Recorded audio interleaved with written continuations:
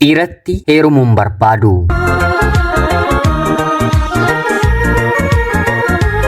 Yeroodhaaf maqaa kiyya himachuun barbaadu kanan dhaladheettiin guddadhee Jiituu Magariituu Oromiyaa keessatti. Barnoota kiyyallee kutaa 1 hanga 10tti ergan xumuree booda kolleejjii seeneen waggaa 3 baradheen sanaan booddee immoo carraa hojii qabachuu argadheera. Haatii fi abbaan kee si eebbisanii guddadhu bakka yaadde ga'i jedhanii si guddisaniiru taanaan galmi kee guddattee bakka yaadde geessa. Haatii fi abbaan kee immoo garaa isaanii gaddisiistee si abaaraniiru taanaan bakkuma si abaarani sanatti argamta. Garaan haadhaa nama abaaree miti namatti qabameeyyuu jireenyi namaan deemu. Tarii yeroo dargaggooman umuriin ana malee namni hin jiru yeroo jedhanitti gurra ofii maatii dhorkuun hiree ofii mataa ofiin murteeffachuun umurii kana keessatti kanuma baratamedha. Haa ta'uutii garuu bahattis deemame dhiyaatti kaabattis deemame kibbatti kan warri eebbisee eebbifamaadha kan warri abaare immoo abaaramaadha. Haatiif abbaan keenyi beekanis otoo hin beekinis waa yeroo ijoollummaa keenyaatti balleessinu cabi karaatta fi hankaakii bakka yaaddeen gahiin jedhanii yeroo nu abaaran yeroo nu arrabsan hedduun keenya ni beekna ni dhageenyas. Kanaafidha otoon hubatiin jireenyi nama hedduu keenyaa kan abaarame waan tokko milkeeffachuuf kan nu jalaa siqu abaarsi haadhaaf abbaa keenyaa nurratti hojjete wanti hojjenne kan nuuf hin milkoofne wanti walitti qabanne kan deebisee nu jalaa bittinnaa'u har'a qabneerra kan jenne borimmoo deebisnee kan gadhiisnuufi. Aadaa keenya keessatti maatiin gaafa ilmaan balleessan gorsuurra abaaruutu arraba isaa dursee jira. Guutummaama biyya kanaatti yoo jenne wanti kuni dhugaa ta'uu ni danda'a. Maatiin keenyi hin guddanne nutis guddina dhorkamne bara baraan falmii yookiin immoo qabsoo jireenyaa keessatti wixxifachaa baana. Karaa kana Israa'eloonni yookiin immoo Ayhuudonni aadaa bareedaa tokko qabu. Guyyaa jimaata yeroo hundaa guyyaan qidaameen otoo hin galiin nyaata erga nyaatanii booda ilmaan isaanii isa dhiiraatiin akka Efreemiif Minaasee ta'ii jedhanii eebbisu. Warra dubartootaa immoo akka Saaraa, akka Ribqaa, akka Raahelii fi akka Liyaa ta'i jedhanii eebbisu. Seenaawwan kunneen macaafa qulqulluurrattis ta'e Quraana keessatti sirriitti ibsamanii ni barsiifamu. Efreemii fi Minaas biyya ormaa keessatti yookiin immoo Israa'eloonni gara biyya Masriitti yeroo godaanan nagaa fi jaalalaan wal kabajanii waliin jiraachaa kan turedha. Saaraa, Ribqaa, Raahelii fi Liyaan immoo dubartoota maatii isaanii jaallatan garaa laafessota ogummaadhaan jireenya isaanii gaggeessan amantaa isaaniif illee dursanii of kennaa kan turanidha. Kanaaf Israa'eloonni haga har'aatti ijoollee isaanii galgala irbaata guddaa booddee haatiif abbaan ijoollee isaanii dhiiraa akka Efreemii fi Minaasee ta'a. Warra dubartootaa immoo akka Saaraa, Ribqaa, Raahelii fi Liyaa ta'a jedhanii eebbisu. Eebbi kuni waan salphaa isinitti hin fakkaatina. Kan eebbifame eebbifamaadha. Kan abaarame immoo abaaramaadha. Kiristoos kan irraatii dhalate hiddi Yisaaq saba kana keessaa bahe. Muhammad kan keessaa dhalate hidda Ismaa'eel saba kana keessaa bahe. Addunyaa kanaatiif sabni kun saba guddaa saba bal'aadha. Seenaan har'arra jiru kutaa garaagaraatti kan nama qoodu ta'us haa ta'uutii garuu aadaa isaanii keessaa kuni addunyaa kan biratti iyyuu kan ajaa'ibsiifatamu kan dinqisiifatamudha. Yeroo hedduu nu biratti illee darbee kan ka'amu akaakayyuun yookiin immoo abbaan ilmaan ni eebbisa. Kun egaa erga geenyee guddannee yookiin immoo fuunee yookiin immoo gaa'ela dhaabbanneeti.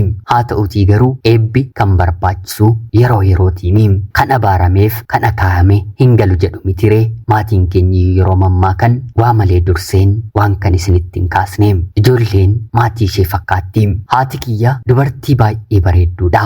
Baay'ee bareedduu har'allee heerumuu kan dandeessudha. Umurii ishee ganna 16tti anaatiin deessee abbaan koo yeroos nama jabaa qabeenya qabu ture. Haa ta'uutii garuu ani dhaladheen waggaa tokko otoo hin guutiin loltoonni qe'ee keenya jiraatan walitti bu'anii gargar hin baasaa otoo jedhuu meeshaalee of harkatti qabanii waan turaniif abbaa koo sarbaasaa keessaa si'a lama itti dhuka'ee eega sanaatii miillaan ol jedhee deemuu hin dandeenye.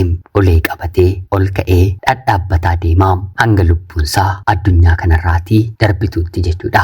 Eega abbaan koo kana ta'ee boodee haati kiyya haga fayyuutti yaaltee fayyuu didee jennaan garuu daa'ima dabalataallee isaaf godhachuu diddee ijoollee waggaa 4 waggaa 5 ta'een nan yaadadha. Baay'ee walitti bu'u. Ani nama okkolaa naaf akka kee waliin hin jiraadhu jettee haati koo otoo abbaan koo mana jiru dhiira gara biraa manatti waamti ture. Anaan immoo dabarsitee situ mana kanatti na hidhe carraa dhabeetti abaaramtuu gadi nama deebistuu akkanaan gadi na hambiste ofii kees gadi hafi jireenyi siin ta'in akkana na rakkadhu karaatta fi kan yaadde siif hin milkaa'in jettee na abaaraan guddadhe. Haga waggaa 6 guututti haatiif abbaan koo otuma walitti bu'aniyyuu waliin turanii. Waggaa 6 booddee garuu gochaa ishee raawwattu abbaan koo ija isaatiin waan arguuf kana arguu hin barbaadu jedhee mana qofaatti kareeffatee jiraachuu jalqabe.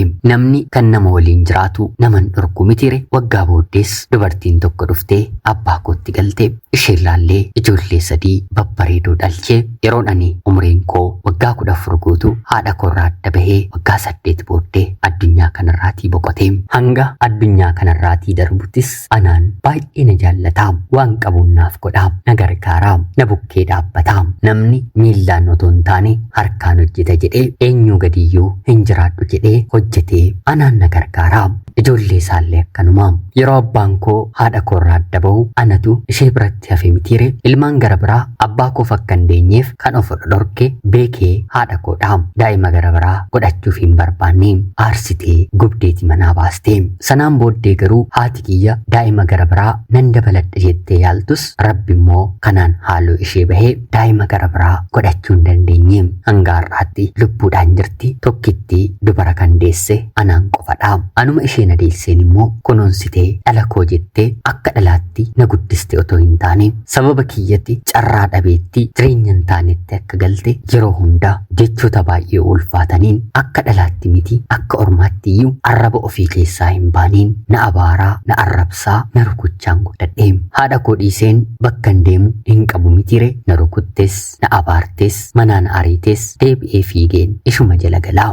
Kana qofaa miti. Haati koo erga abbaa koorraa adda baatee booda dhaabbataadhaan abbaa manaa tokkotti hin heerumne. Tokko ji'a 2 yoo waliin jiraate, tokko immoo ji'a 3, tokko immoo torbee tokko immoo guyyaa tokko akkattiin abbaan manaan guyyaa ijaan ani hin beekne halkan siree haadha koo ho'isaa bulaa. Gaa'ela keessatti kabaja qabdu qaanofteeti gaa'ilaan ala ani kana hin argine jettee akka waan haaraa argaa jirtu abbaa kiyya ofirraa ari'uu isheetti gammachuu akka qabdu dubbachuun abbaa barbaadde waliin umrii tasgabbaa'uu qabdu irratti akka ijoollee taphachuu jalqabde. Dhiirri mana keenya galee hin baane hin jiru. Madda galii gara biraas waan hin qabneef kunuunfamtee maatii ishee biratti waan guddatteef hojiillee hojjechuu hin jaallattu. Kanaaf dafqanii dhama'anii jiraachuurra dhiira waliin ciisanii jiraachuutu hojii ta'ee fi haati koo bifa kanaan hojii makanayyuu hojjetee anaan jiraachistee anaan guddistee. Galgala yeroo kamiyyuu taanaan eenyu akka mana keenya dhufu waan hin beekneef sa'aatiin 2 geenyaan darbeen akka rafu na dirqisiisti. Sa'aatii 2 booddee namni ani hin beekne akka dhufu beekamaadha. Haasa'aa, kolfaa, dhugaa buluu. Namoota kana darbee malee ganama bariillee yoon ka'e ija kootiin hin argu. Haa ta'uutii garuu haasoo isaanii keessatti eenyu akka ta'e gaaf nan tilmaama. Manni keenyi gola 2 fi mana bal'aa yookiin immoo saalonii tokko qaba. Sireen keenyi kan argamu saalonii keessadha. Bakki haati kiyya ciistu jechuudha. Kutaan tokko bakka ani ciisu, kutaan tokko immoo bakka meeshaa kaawwannudha. Nyaanni faa bakka itti bilcheeffamu jechuudha. Kutaawwan kunniin balbala hin qabanii. Wanta haati kiyyaa fi namni biraan mana keessatti godhu wanti hundinuu sirriitti dhagahama. Hanguman guddachaa dhufu anis waan akkanaaf fedhii guddaa horachuun jalqabe. Hafuura dhamitiire hafuurri haadha koo keessa jiru anattillee seenee aarii yookiin immoo arrabsoo haadha koo kanaan maquun fedhe. Umrii koo waggaa 13 yeroon barnootaan kutaa 6 baradhu kabaja kiyya barsiisaa mana barumsaa kootiif dabarseen kenne. Asuma ijoollummaa kootti dhiira waliin ciisuu baay'een barbaada, baay'een fedha. Darbee immoo bareedinni kiyya bareedina haadha koo waliin wal gitaa. Akka haadha koo bareedduu baadhus haa ta'utii garuu anis baay'een bareeda. Dubartii adiidha kan na jaallatu hin dhabne. Haa ta'utii garuu na waliin ciisuuf haala kan naaf mijeessu fedhiidhaan barbaadaan ture. Dhiirri na gaafates dideen beeku yoon jedhe dhuguma na amantu. Tarii haala addaa qabaatee yoo na jibbisiiseen ala xalayaa jaalalaa naaf barreeffamee tole jedheen hin deebisiin ani hin ergine hin qabu. Baay'een bareeda, baay'ee ittiin gaafatama. Deebiiwwan kanneenis tole jedhee man deebisa. Fedhiin kiyya ijoollee dhiiraa waliin jaalala uumuu miti, waliin ciisuudha. Guyyaa nagaa oolee halkan gara ciisitaatti yeroon darbu namni biraa mana keenya waan dhufuuf wanta sana dhagahaa wanta buluuf fedhii guddaan godhaa. Haati kiyya natti dheekkamti, na arrabsiti, na abaarti. Kanaan hin guddadhe. Kana qofaayyuu miti. Umriidhaan waggaa tokko qofa kan na hangafu mucaan obboleettii haadha koo ganna isin biran dabarsa jedhee qormaata biyyoolessaa kutaa 8ffaa qoramee mana keenya dhufee baatii 2 jiraate. Silaa obboleessa koo haadha koo dhamitire. Haa ta'utii garuu baatii 2 kana guutuu ija haadha koo ilaallannee anaa fi dargaggeessi kuni waliin akka garaa keenyaa taana. Sa'aatii sanatti ulfaa'ullee nan danda'an ture. Haa ta'utii garuu rabbi na gargaaree ulfi gadameessa koo keessatti nafne. Jireenya kanan dabarsee kutaa 9 kutaa 10tti yeroon darbu immoo hinumaa barnootayyuu barachuu dhiiseen dhiira adamsituun ta'ee barsiisota, hojjettoota mootummaa, barattoota kan naafu hin jiru. Dhiirri baay'eetti na barbaada, anis dhiira baay'eetti hin barbaada. Waan kanaaf boqonnaallee ofiif kennuun beeku. Bakka biraatti qofallee miti. Mana haadha koo keessatti ija haadha koo laalladheen guyyaa hedduu ijoollee dhiiraa waameen siree haadha koo irratti waliin ciiseen nan beeka. Akkan ani baalagee kashlabbee ta'e namni anaan hin beekne gonkumaa hin jiru. Poolisii, konkolaachisaa, loltuu baay'eettiin isaan barbaada. Bifa kanaan barnoota kutaa 10ffaan xumuree qabxiin maatirkiis anaaf hin dhufne. Otoo naa dhufees barachuun barbaaduun ture. Sababiin isaa immoo jireenya koo kana akkanumattuu baay'een sodaadha. Akkan kutaa 10ffaa xumuretti heerumuu nan barbaadan ture. Fedhii kiyya kanas haadha kootti yeroon himu hin duuteettamoo otoon ilaaliin otoo hin qoratiin sa'aatii kanatti kan heerumtu. Anuu ganamaan dafeen heerumeen cabeen hafe malee kanan fayyadameeru hin qabu. Dhiira qabu, dhiira sooressa ta'e waan barbaadeyyuu haa ta'u isatti heerumii. Kanammoo argachuun yeroo si barbaachisaa. Magaala kana keessa heerumtiyyuu jiraayii moo jireenya akka koo deebistee jiraachuu feeteetinaan jettee yeroon ilaalu dhugumadha. Dhiirota na waliin ta'uu barbaadanii keessa wanta ani barbaade naaf guutuu kan danda'u hin jiru. Magaala biraa godina aanaa keenyaan deemee barnoota barachuun jalqabe. Bakka sanatti namoota gurguddaa maallaqa qabanii waliin wal arguun jalqabe. Tarii haadha koof maallaqan erga yoo ta'e malee haadha koorraa maallaqa fudheen hin beeku. Rakkadhees rakkina argees hin beeku. Nan dibadhaa, nan uffadhaa. Uffanni haaraa jedhame anatti nafu. Si'a kanammoo sadarkaa koolleetti dabaleen faayidaadhaan malee dhiira waliin si waliin hin ciisu jechuun jalqabe. Yoon waan tokkoon argadhe malee dhiira waliin hin ciisu. Maallaqa yookiin immoo kennaa uffataa fi kanneen kana fakkaatanii jechuudha.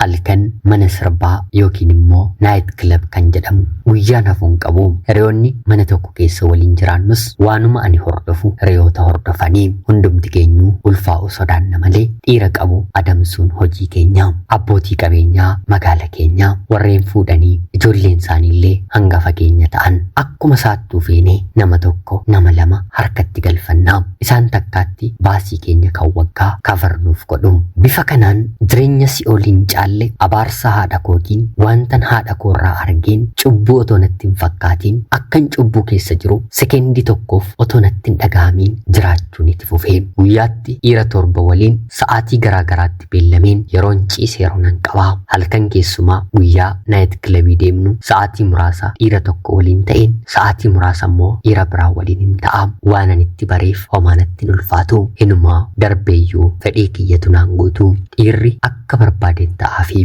hanga maallaqa naaf kennetti wanta ani hin taane hin jiru. Sanarratti bifan qaba. Ana waliin ciisuu isaaniitti hundi isaanii ni boonu. Waggaa 3 guyyaawwan hundasaa itti fayyadameen dabarsee gannallee gara biyyaatti hin galu. Haadha kiyyaan hojiin qaban jedhaanii isheenis akka hin galu hin barbaaddu. Kanaan baradhee eebbifameen hojiis batta battaluma namootuma na waliin ciisanii keessaa hojjetaa mootummaa kan ta'e bakka gaarii tokko na galchee galeen hojjechuu jalqabee. Akkuma hojii qabadheeti garuu haati kiyya dhukkubsachuu jalqabde. Gaarummaa haati dhala isheef ooltu irraa qabaachuu baadhus haa ta'uutii garuu nan wal'aanaanii hanga har'aati darbeen ishee dhukkuba anumatu bira dhaabbataa. Gaafa ishee dhukkubu lubbuu isheetu bahuuf jedha. Guyyaa meeqa duute jedhamtee saaxiniin qophaa'ee bitamee mana taa'eera. Haa ta'uutii garuu lubbuun ishees hin darbine haga har'aatti hin dhukkubsatu. Haa ta'uutii garuu deebitee makaatiin kan kaleessa hojjechaa turte gatiin kanfalamaafii jira. Hanga ammaattis sirriitti argatteetti.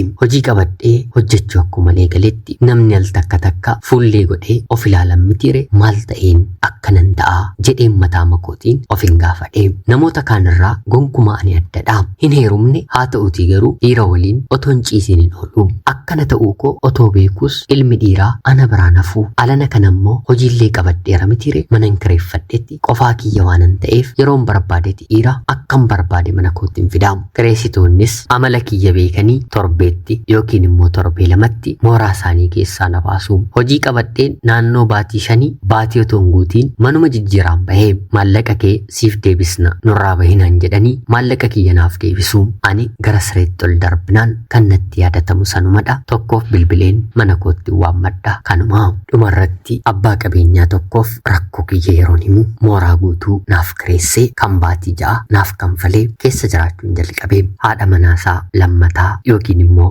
sanyoos na godhate guyyaa guyyaadhaan yeroo eeggatee mana koo dhufa. Baay'ee siin turu dhimma isaa erga xumuree booda anaan dhiisee deema. Yeroo hedduu natti mees yookiin immoo bilbilee siin dhufu sa'aatii mana hin jiru waan beeku manuma fiigee dhufa. Ani garuu dhiirallee narratti dhufe yeroon dhokseeru guyyaa hedduu nan qaba. Fiilmii irratti kan ilaalamu soba otoo hin taane dhugaama gorri namaa dhaga'uudha. Kana nammallee hojii qabadheen waggaa 1, waggaa 2, waggaa 3 fixee. Dubartoonni na waliin turan akka garaa isaanis na waliin ta'an heerumanii daa'ima godhataniiru, mana dhaabbataniiru fi jireenya isaaniitti tasgabbaa'anii jiraachuu jalqabanii. Anaanis heeruminaan jedhanii yeroo dhiibbaan irratti uuman gonkumaa ilmoo dhiiraatti hin heerumun jedheeni. Sababiin isaa immoo maaliif akka heerumamuyyuu waan naaf hin galleefi fedhiidha yoo ta'e isaan iyyuu hanga kiyyan argatanii maallaqadha yoo ta'e immoo heerumeen nama tokkorraa nyaachuurra nama garaa garaarraa haala kanaan taa'een nyaachuun naa wayyan jedhee kanan murteeffadhe. Dhiira ani bira hin geenye waan hin qabneef dhiirri natti bareedu miira addaa naaf kennu gonkumaa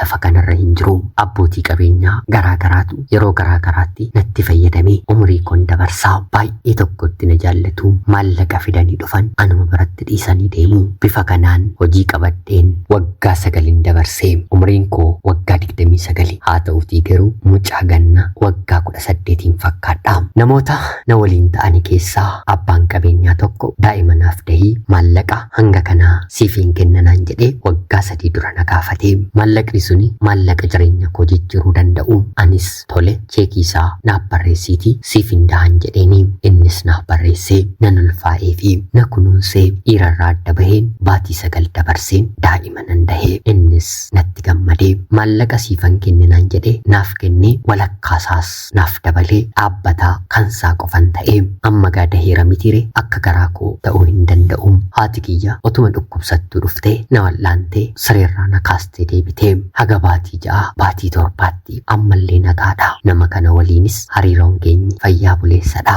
Baatii 6 erga darbee booda daa'imni ani dahe ija isaa qofatu argaa. Miilli isaa dhaabbachuu hin danda'u, harki isaa socho'uu hin danda'u. Dura ni taphata ni haasaa ture. Baatii 6 booddee garuu guutummaa guutuutti jijjiirame. Baay'een jaalladhaanii dhala koodha. Otuman ilaaluu gurri isaa dhaga'uu didee arrabni isaas baabbaa maammaasuma jedhu illee dubbachuu didee. Abbaan qabeenyaa kun dhala koodha jedhee mana yaalaa keessee. Haa ta'uutii garuu rakkoo baay'ee daa'imni kuni qaba jedhame nutti himanii. Abbaan daa'ima kana akka fayyuuf maallaqa guddaatti baasee dhumarratti garuu fayyuu hin danda'u yeroo jedhamu guddifadhu naan jedhee anatti dhiisee deeme. Maallaqa guddaa jireenya koo jijjiiruu danda'u naaf kenneera mitiire. Hanga biyya alaatti daa'ima koo qabadheen deemee yaalchisee. Haa ta'uutii garuu homaa daa'imni koo fala dhabee. Maallaqni ani qabus duwwaatti galee har'a waggaa 3 fixeera. Hin dubbatu, hin dhagahu, harkisaa miilli isaan socho'u rakkoo guddaa waliin argaan jira. Halkan guyyaa boohuun hiree koodha. jireenyin kaleessa dabarse kaffaltiinsaa kanaan akkanaaf jalqabinaaf galee har'a jireenya gaabbii guddaa jiraachaan jira. Bareedinni simboon koo kaleessa har'a homtuu na biran jiru na fuudhuu miti dhiirri halkan tokko na waliin ciisu naaf eeyyamamu har'a hin jiru. Kaleessa akka ajaa'ibaati guyyaatti dhiira meeqa keessummeessaa kanan ture har'a ijaanillee namni na arge maal fakkaatte jedhee funyaan qabatee na bira darbaa. Boo'ichi daa'ima koo godaannisa hedduu fuula kooti baasee rifeensi koo luuccaa ture narraa dhumee wiigii yookiin immoo rifeensa artifishaaliin godhaa. Bocni qaama koo dur dhiira hedduu harkisu ture har'a garuu furdinni narra bahee bifa koo balleessee kutummaa guutuutti nama biraa ta'een jira. Umriin kiyyallee waggaa 33 guuteera. Bifaan anarra har'a haadha koo wayyaa. Abaarsi haadha koo na dhaqqabee anarrallee qofa otoo hin taane daa'ima koof dadhabee kunoo nama cabe nama karaatti hafe nama hanqaaqe ta'een mana dhaabbachuu maatii godhachuu ilmaan fayyaa horachuurraa adda bahee akka utaalaa boquu koo ol qabee deemaan ture